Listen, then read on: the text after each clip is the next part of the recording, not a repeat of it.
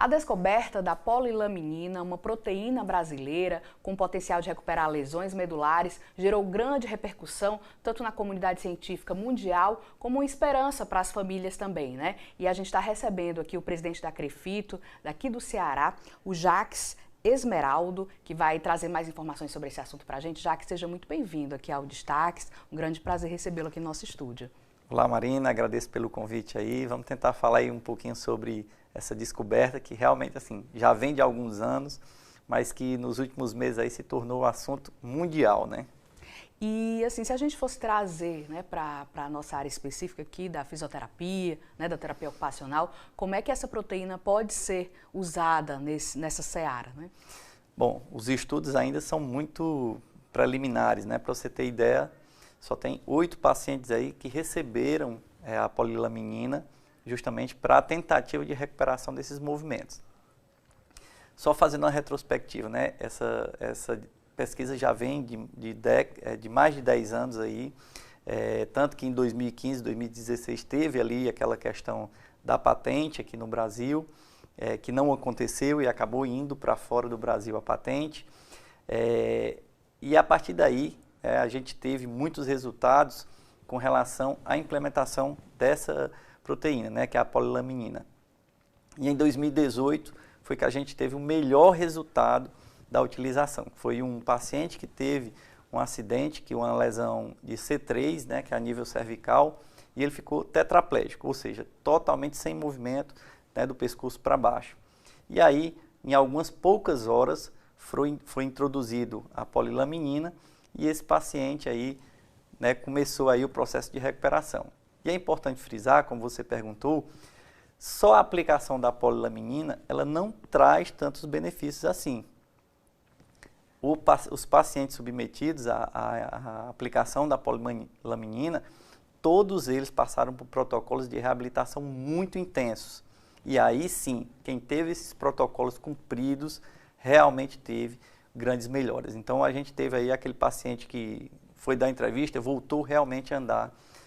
Ele foi assim, quando ele surgiu agora em 2025, surgiu nas mídias dando entrevista e foi um boom mundial, realmente falando sobre essa pesquisadora, né, que descobriu a polilaminina. Então, a fisioterapia, a terapia ocupacional, ela é importantíssima nesse processo, né, porque assim, não adianta ter o avanço tecnológico, a descoberta, fazer as introduções, como alguns juízes têm dado liminares, inclusive obrigando, né, a aplicação da polilaminina, mas sem toda uma equipe, todo um projeto. Contexto de saúde. Isso, né? não se consegue tantos resultados. Então, precisa se preparar muito, né? A pesquisa ainda está muito inicial, precisa aumentar muito o número de pessoas que estão recebendo a polilaminina para que a gente realmente consiga ter essa pesquisa, realmente ela é válida e está ok. Porque a gente já teve óbitos, né, pela aplicação, porque é feita uma incisão cirúrgica, aplicado no local da lesão, e aí pode trazer algumas outras complicações. Não morreram por conta da polilaminina, não, mas morreram por outras complicações decorrentes do processo. Então, quer dizer, a gente está aí falando de um assunto que é muito novo, né, de uma proteína aí que foi descoberta há alguns anos, mas que agora teve realmente essa divulgação. Se a gente fosse tentar explicar para quem está em casa, né, o que é que ela é exatamente, de onde que ela veio, como é que a gente conseguiria fazer isso? Bom, a polilaminina, na verdade, seria a laminina, certo? É uma proteína que ela é achada na placenta, e aí há pesquisadores que dizem que foi um erro de pesquisa que resultou no benefício, que eles estavam sendo pesquisados sobre células-tronco, e aí se achou a laminina, e aí foi feito um enriquecimento, ou seja, juntando várias lamininas, que deu a polilaminina, que ela é responsável por fazer sustentação de estrutura.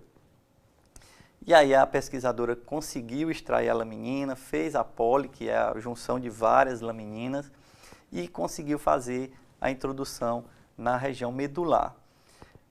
Os estudos já indicavam que ela tinha afinidade, que ela conseguia fazer uma certa regeneração, obviamente que não foi do dia para a noite, demorou anos para que essa pesquisa realmente viesse, né, ser específica de lesão medular, e aí a polilaminina conseguiu fazer nas lesões, obviamente que as lesões mais recentes, como eu falei, não pode ser lesões de 5 anos, 10 anos, ela não traz esses benefícios.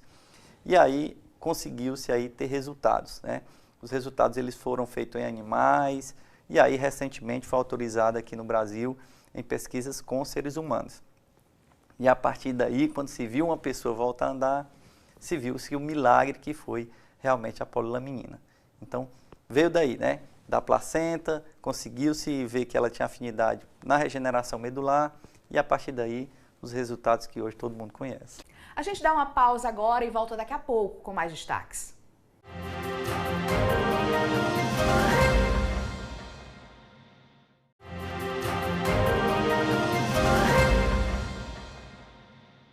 Voltamos com a segunda parte da entrevista com o presidente do Conselho Regional de Fisioterapia e Terapia Ocupacional do Estado do Ceará. Você acredita que ainda vão ter avanços, né, nessa área diante desse recente resultado, né? Ainda vão ter estudos que podem aprimorar e amadurecer essa questão do tratamento e associar até com esse protocolo, até para embasar melhor essas decisões da Justiça que o senhor citou? Exatamente. Na verdade, assim, como é muito nova, é uma proteína conhecida, recente, né, embora já tenha alguns estudos, mas ainda muito recente. Então, existe um mundo de coisas para ela ainda, talvez, atuar, né? A gente não consegue dizer quantos benefícios ela vai trazer, mas com certeza ela trará muitos benefícios, principalmente para quem tem lesões de sistema nervoso central, tá? Então, obviamente, são várias doenças, a gente tem doenças neurodegenerativas que pode ser que essa polilaminina também consiga atuar nessas questões, porque hoje a gente vive um surto, né, de doenças neurodegenerativas, então, assim, ela poderá ser ampliada para outros tipos, né, autismo em si, né, porque também houve uma crescente muito grande, doenças como Alzheimer, Parkinson, talvez ela consiga atuar também, né, e como eu falei, não é só aplicar, né, a proteína em si, a gente precisa de um protocolo de tratamento. Então, a própria pesquisadora deu uma entrevista recentemente dizendo, não adianta eu fazer só entregar aqui como o juiz quer que aplique. Eu tenho outras dezenas de coisas por trás e uma delas é a reabilitação. Então, se eu não tenho um profissional de fisioterapia e terapia ocupacional, que é quem tem a prerrogativa no Brasil de fazer essa reabilitação, nada se consegue. Então, tem muita coisa a ser estudar, tem muitos viés ainda para serem corrigidos, mas obviamente tem muita coisa realmente a serem descobertas, porque a neurologia é um mundo de coisas, né? Então, enfim, acreditamos aí que ela ainda possa ampliar muito ainda, né, os benefícios, suas atuações, talvez ela seja aprimorada, inclusive aí, a própria polilaminina em outros, né, derivativos, outros metabólitos, que talvez seja até mais interessante. Enfim, está começando ainda, a gente ainda não tem 1% da pesquisa aí do que realmente pode vir. Se a gente fosse tratar agora da realidade, né, que a gente tem hoje, do dia a dia mesmo, né, nos hospitais, nas unidades de saúde, a presença, por exemplo, a gente trazendo aí mais para a sua seara, a presença do fisioterapeuta, do terapeuta ocupacional nas UTIs, né, o que a gente poderia falar sobre esse assunto? Bom, nós já vemos travando aí essa luta desde de 2022, né, com o governo do estado, e para você ter ideia, Marina, é bem contraditório a questão do governo. Vamos lá, o governo ele tem um gasto com saúde, isso é um fato, e é um gasto bem exorbitante, entretanto a população necessita. E aí a gente apresentou um projeto de indicação na Assembleia Legislativa junto ao deputado Marcos Sobreira, que foi aprovado por unanimidade por todos os deputados estaduais e encaminhado ao governo do estado para mensagem do governador virar um projeto de lei. E o projeto de lei é manter o fisioterapeuta 24 horas nas UTIs. O que é que ganha a sociedade e o que é que ganha o estado? A sociedade ganha uma assistência contínua, sem quebras, sem períodos de assistência, e o estado ganha economia financeira.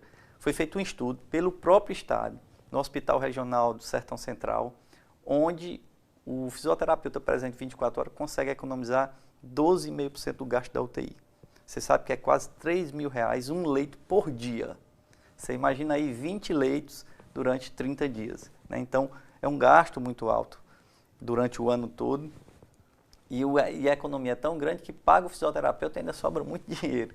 Então, a gente tem lutado e explicado para o governador aí que é a questão simples, né? Além de ajudar a sociedade aí, de ter essa assistência continuada, a gente está ajudando o Estado também a fazer uma economia. Porque, imagine, você está, Deus o livre, né? Internado na UTI, com quadros de infecções às vezes, ou não tem nenhuma infecção, mas por conta da UTI ter uma cepa bem mais consistente, você pode pegar uma infecção respiratória principalmente, porque se for entubado, fica muito mais susceptível às infecções. E aí a gente tem antibióticos, né, ou bactérias, que só funcionam com antibióticos de terceira geração. E a dose chega a 15, 20, 30 mil reais. Tá? Então, assim, quanto menos dias você passar dentro da UTI, menor é o risco de infecções. Então, a gente já provou isso também para o Estado, tá? E a gente está falando da porta da UTI para dentro. Imaginem aí, ele vai passar menos tempo dentro da UTI, ele vai passar menos tempo na enfermaria e vai utilizar muito menos o equipamento de saúde, que no caso o posto, uma centro de reabilitação. Então, está completo, assistência melhor para a sociedade e o governo economiza. E a gente está perto de terminar aqui o nosso bloco. Queria que o senhor deixasse uma mensagem aí sobre a questão do trabalho, a importância do terapeuta ocupacional, do fisioterapeuta, né? Tanto aqui para o estado do Ceará, como também de maneira geral para a nossa saúde. Então, o fisioterapeuta e o terapeuta ocupacional, eles hoje são profissionais de saúde indispensáveis na assistência, tá?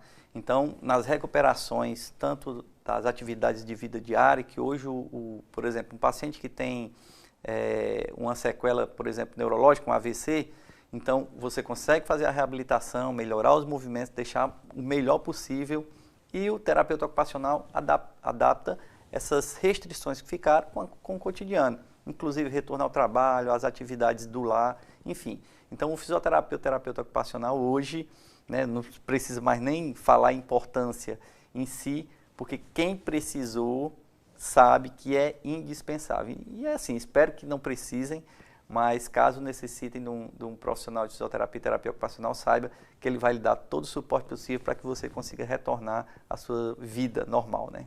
Ok, muito obrigada, doutor Jacques. Conversamos aqui com o doutor Jacques Esmeraldo, presidente da CREFIT Ceará. Obrigado pela sua presença. Obrigado, Marina. Obrigado a todos. O Destaques fica por aqui. Obrigada pela sua companhia e até o nosso próximo programa. Tchau, tchau.